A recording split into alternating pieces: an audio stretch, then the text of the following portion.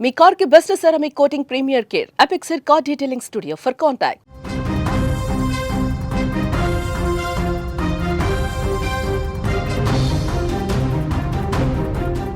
ఐబొమ్మ ఇమ్మడి రవి మొదటి రోజు విచారణ ముగిసింది.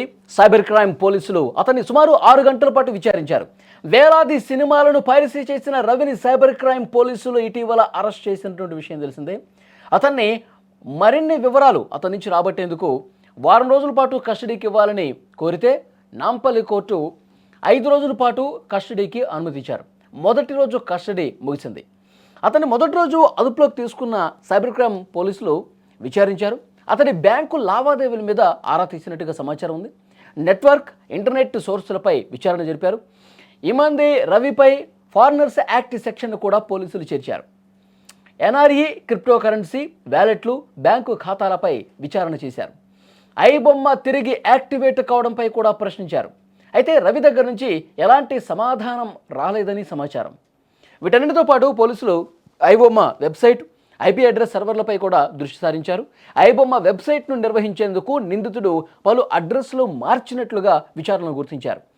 65 మిర్రర్ ఆపరేటర్ల వివరాలపై పోలీసులు ప్రశ్నించారు. డబ్బుల వివరాలపై కూపీలాగారు. అతని మొబైల్లో పోలీసులకు ఎలాంటి సమాచారం లభించలేదని తెలుస్తోంది. తన మొబైల్లో కేవలం ఫుడ్ డెలివరీ యాప్స్ను మాత్రమే అతను ఉంచాడు. రవిని మరో 4 రోజులు సైబర్ క్రైమ్ పోలీసులు ప్రశ్నించబోతున్నారు. ముఖ్యంగా అన్ని కోణాల్లో దర్యాప్తు చేస్తున్నారు ఇమ్మడి రవిని. ఇమ్మడి రవి బ్యాంకు ఖాతాలకు సంబంధించి పూర్తి స్థాయిలో గత 4-5 ఏళ్లుగా అతని ట్రాన్సాక్షన్స్ వివరాలన్నీ కూడా సేకరిస్తున్నటువంటి పరిస్థితుంది.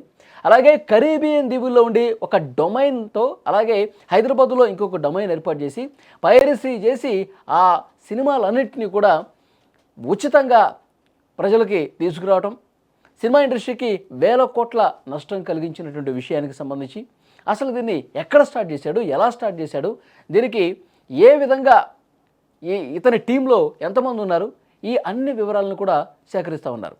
ముఖ్యంగా ఈ పైరసీ వెబ్సైట్ ద్వారా ఏవైతే బెట్టింగ్ యాప్స్ని ప్రమోట్ చేసి వాళ్ళ నుంచి కోట్ల రూపాయలు ఏ విధంగా వసూలు చేశాడు, ఇవన్నీ కూడా క్లియర్ కట్గా ఇమ్మడి రవిని ప్రశ్నించబోతున్నారు. అలాగే కరీబియన్ సిటిజన్షిప్ ఉంది కాబట్టి ఫారినర్స్ యాక్ట్ కూడా ఆ సెక్షన్ను కూడా ఇతని మీద జోడించినట్టుగా సమాచారం వస్తుంది.